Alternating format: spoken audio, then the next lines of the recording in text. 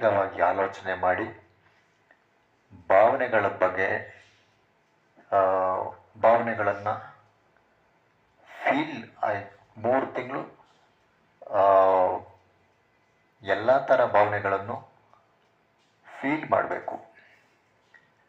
ಭಯ ಆದರೆ ಏನಕ್ಕೆ ಭಯ ಆಗ್ತದೆ, ಇಲ್ಲ ಮತ್ತೆ ಮತ್ತೆ ಕೋಪ ಮಾಡ್ಕೊಳ್ತಾ ಇದ್ದಾರೆ ಅಂದರೆ ಏನು ಕಾರಣಕ್ಕೆ ಕೋಪ ಮಾಡ್ಕೊತಿದ್ದಾರೆ, ಅದೇ ಕಾರಣನಾ ಇಲ್ಲ ಬೇರೆ ಕಾರಣ ಬೇರೆನಾ,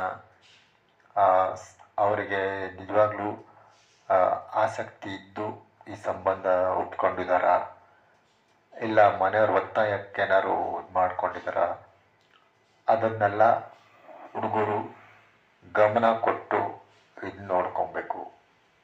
ಆಮೇಲೆ ಇವಾಗ ರೀಸೆಂಟಾಗಿ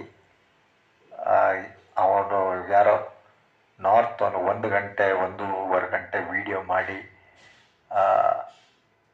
ಅನಾಹುತ ಮಾಡ್ಕೊಂಡನಲ್ಲ, ಆ ಥರ ಎಲ್ಲ ಅನಾಹುತಗಳೆಲ್ಲ ಆಗಬಾರ್ದು. ಇನ್ನೊಂದು, ಹೆಣ್ಣಿಗೆ ಹಠ ಇರಬಾರ್ದು, ಗಂಡಿಗೆ ಚಟ ಇರಬಾರ್ದು ಅದೆಲ್ಲ ಹೇಳ್ತಾರೆ. ಅದನ್ನು ಎಲ್ಲ ತಿಳ್ಕೊಬೇಕು.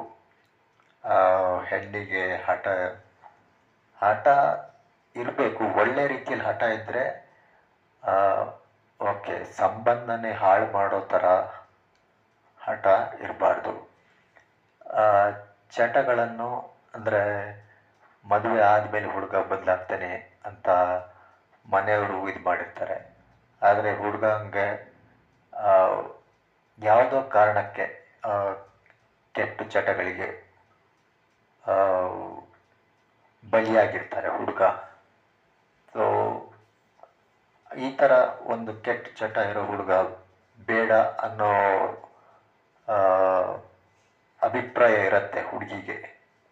ಆದರೂ ಮನೆಯವರೇನೋ ಒತ್ತಾಯ ಮಾಡಿರ್ತಾರೆ, ಅದಕ್ಕೆ ಅಡ್ಜಸ್ಟ್ ಮಾಡಿಕೊಂಡು ಮುಂದೆ ಬದಲಾಗ್ತಾರೆ ಅನ್ನೋ ಒಂದು ಇದರಲ್ಲಿ ಸಂಬಂಧದಲ್ಲಿ ಶುರು ಮಾಡ್ತೀರ.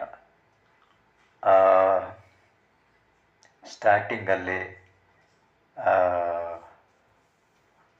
ಸಂಬಂಧಗಳಲ್ಲಿ ಈಗ ನಾವು ನಮ್ಮ ಬಗ್ಗೆ ತಿಳ್ಕೊಳ್ಬೇಕಾದ್ರೇನು ಫಸ್ಟು ಎಲ್ಲ ಕೆಟ್ಟ ವಿಚಾರಗಳೇ ಬರೋದು ಮನಸ್ಸಲ್ಲಿ.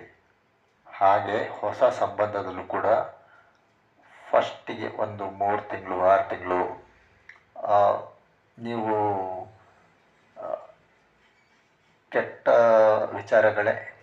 ಈಗ ಹುಡುಗಂಗೆ